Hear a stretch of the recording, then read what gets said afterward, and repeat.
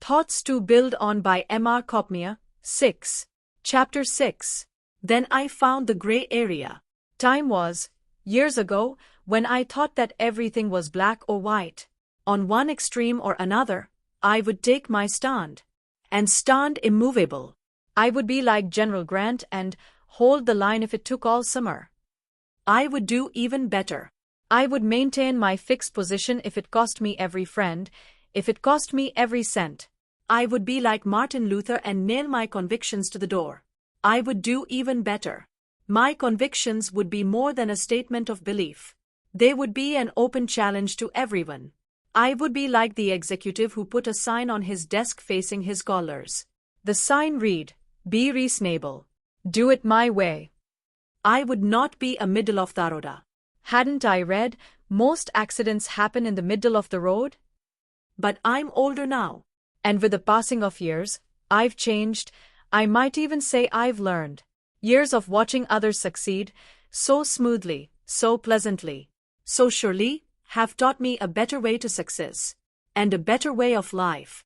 I've outgrown building a fortress around my demands. The immobility of a fortress makes it a prison. Besides, who needs a fortress if he has no demands to defend? A fortress serves no purpose in moving forward toward a goal, and that is what life really is all about. Then I found the gray area. Everything really isn't black or white, right or wrong, at all. It only looks that way to youth and to those adults whose minds haven't grown up.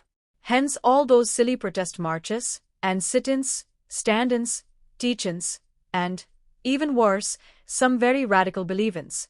All dramatized, of course, by the exhibitionists. But the world smiles understandingly at the adolescent behavior, not its misguided exploiters, then goes about its important business in the gray area which I didn't know about, either, when I was young and inexperienced. Yes, the gray area, where the black and white edges of extremism blend into understanding and agreement. The gray area where everybody's point of view can be respectfully considered, where everybody gives a little and gets a little, where negotiation may be hard or may be persuasive, but leads, if we just work at it enough, to the handclasp of mutual resolution. The gray area, where, if we just keep talking long enough, we can agree on something worthwhile. The gray area, where a president of the United States can say to all men, friend and foe alike, "Come, let us reason together. Then we can find a consensus." I'm glad I've matured enough to know that everything in the world isn't black or white, but, in between these two extremes is a blending of ideas and opinions in a vast gray area where men of goodwill can meet and talk over their differences until at last the differences blend into one goal.